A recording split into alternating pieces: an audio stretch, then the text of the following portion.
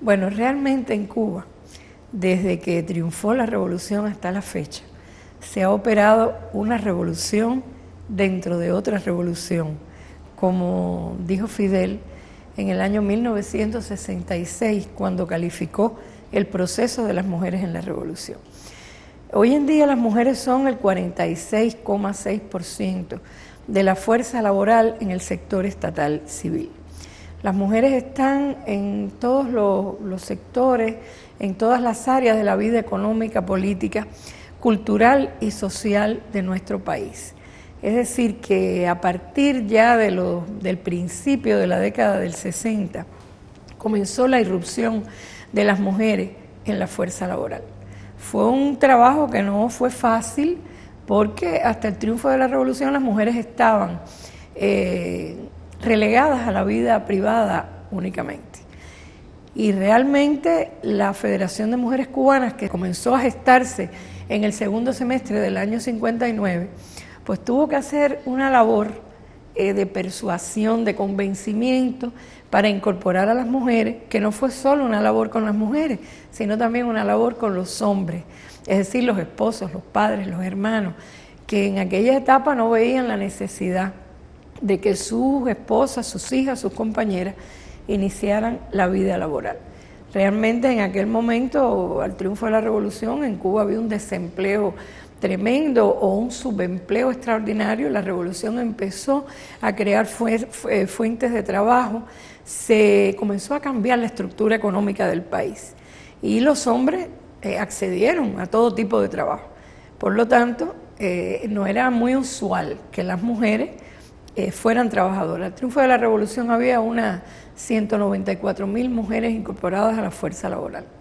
Eso representaría más o menos un 12%, según las estadísticas de aquella época, de las mujeres que estaban incorporadas con o sin salario. Actualmente y a lo largo de estos 50 años, las mujeres cobran igual salario por trabajo de igual valor. Es decir, que no se concibe en Cuba que una mujer tenga un salario diferente a un hombre por ninguna razón. Y, por ejemplo, te pudiera decir que actualmente en la categoría ocupacional de profesionales y técnicos, las mujeres son el 65,7%. Quiere decir que han adquirido un nivel cultural considerable. El 63% de los graduados universitarios son mujeres en este último año.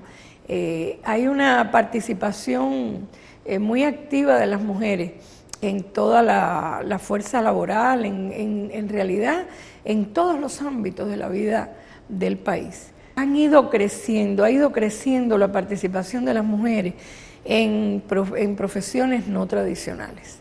No obstante, ese es uno de los retos, que ese proceso se siga desarrollando. En este momento en que el país ha iniciado un proceso muy profundo de actualización del modelo económico cubano para más socialismo, pues lógicamente es muy importante la participación de las mujeres también en este proceso y se requiere el acceso a oficios no tradicionales, a técnicos medios. Bueno, mira, como te decía, hay una transformación también de la forma de pensar, es decir, la legislación cubana no permite ningún tipo de discriminación. En la política del partido, del gobierno de Cuba, no se permite ningún tipo de discriminación. No obstante, quedan factores subjetivos que tienen un peso en la sociedad. No se puede decir que se han eliminado las formas de pensar de viejos tiempos, las formas de pensar discriminatorias, patriarcales. Se ha transformado. Hoy en día hay muchas parejas en nuestro país que comparten deberes y derechos, pero todavía pesa sobre muchas mujeres las tareas del hogar, el cuidado de los hijos, el cuidado de los ancianos, y todas estas cuestiones muchas veces se convierten indirectamente en obstáculos. Cuando se va a promover una compañera a un cargo de dirección, puede haber personas que tengan que ver con esa promoción que piensen que tiene más dificultades porque tiene un hijo que atender, porque tiene una familia que atender, y sin embargo cuando se propone un hombre no se piensa que también tiene una familia que atender, familiares que atender, y contra esos factores luchamos. Es cierto que todavía hay un peso de esas concepciones machistas. Nosotros no hemos eliminado el machismo radicalmente, pero sí hay una voluntad política. Hay una voluntad política que no solo es de la Federación de Mujeres Cubanas, una organización muy grande que agrupa más de 4.200.000 mujeres que voluntariamente se afilian a la organización. El 88,6% de la población femenina mayor de 14 años. Hay que decir que la batalla por la igualdad de género no es una batalla solo de la Federación, es una batalla de toda la sociedad, en la que se va transformando toda la sociedad. Y Fidel lo dijo hace muchos años, cuando clausuró el segundo Congreso de la Federación, en 1974. Él decía que la batalla por la igualdad era una batalla que correspondía a todas las personas, una batalla del partido, una batalla del gobierno, una batalla de toda la sociedad en la que las mujeres, lógicamente, somos las abanderadas. Eso no quiere decir que no queden rezagos discriminatorios en las propias mujeres.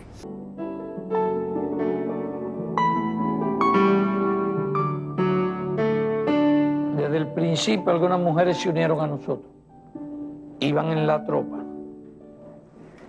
Después aumentó el número de mujeres.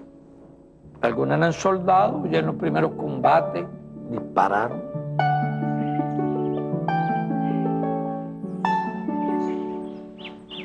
Ahora ya, después de la ofensiva, yo siempre pensando mucho en el problema de la discriminación de la mujer, en el machismo, en todo eso. Yo tenía la convicción de que las mujeres podían tener una participación activa incluso en los combates. Entonces organicé a distintas mujeres que estaban en distintas tropas, reclutamos otras, hicimos un pelotón, recordando a Mariana Grajales.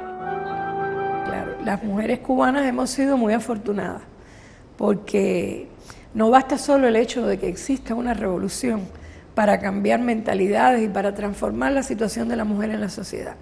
Hace falta una labor específica con las propias mujeres y con toda la población. Y nosotras en eso hemos tenido a Fidel, que ha sido un maestro, que ha tenido siempre concepciones muy claras sobre la igualdad de la mujer. No concepciones de la propia revolución, sino desde que inició la lucha. Cuando Fidel inicia la lucha, con él van 2 mujeres al Moncada. En el movimiento las mujeres tenían un papel extraordinario y da la batalla por crear el pelotón Mariana Grajales en la Sierra Maestra, cuando los capitanes decían que cómo era posible darle armas a las mujeres si los hombres, todos los hombres no tenían armas. Y él dijo, bueno, sencillamente porque es un derecho de las mujeres. Es decir, que hemos tenido la suerte de que Fidel ha sido un maestro y hemos tenido también la suerte de tener a Vilma, una mujer con una historia extraordinaria, una combatiente de la clandestinidad, con una valentía a toda prueba, combatiente después en el segundo Frente Oriental Fran País. Una mujer que fue de las 2 primeras ingenieras mujeres que hubo en Cuba, era ingeniera química industrial. Es decir, que ella fue marcando pautas en la vida. Y cuando triunfó la revolución, bueno, junto a Celia, junto a Aide Santamaría, Melba, era una de las mujeres que integraban esa vanguardia de compañeras que participaron en todos los frentes de la lucha por eliminar aquella dictadura sangrienta que costó la vida de más de 20.000 cubanos y de toda aquella vanguardia que luchaba por transformar la realidad que existía en nuestro país porque existiera justicia social.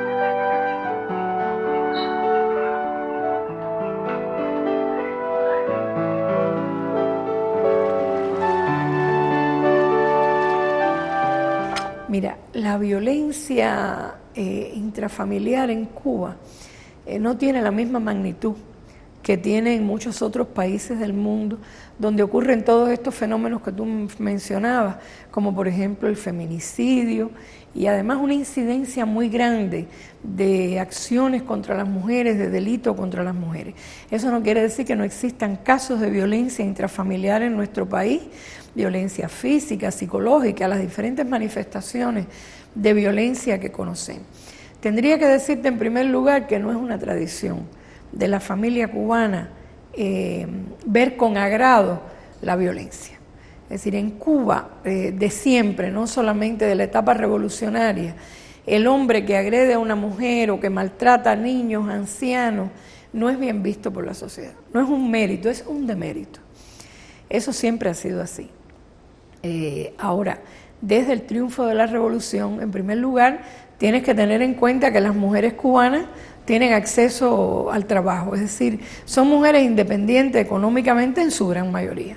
Ninguna mujer está obligada a admitir maltrato de ningún tipo por esa dependencia que en muchos lugares del mundo existe y que por supuesto tiene una influencia en estas mujeres, en la familia.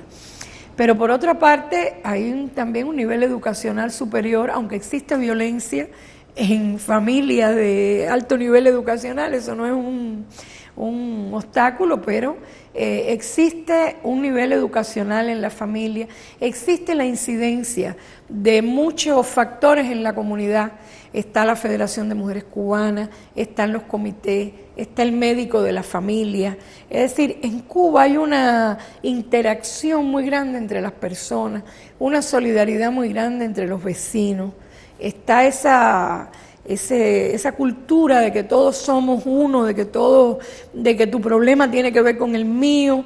Es decir, no quiere decir que no haya familia donde pueda haber violencia y donde en el entorno lo consideren un problema privado, porque ninguna sociedad es perfecta, la nuestra no lo es.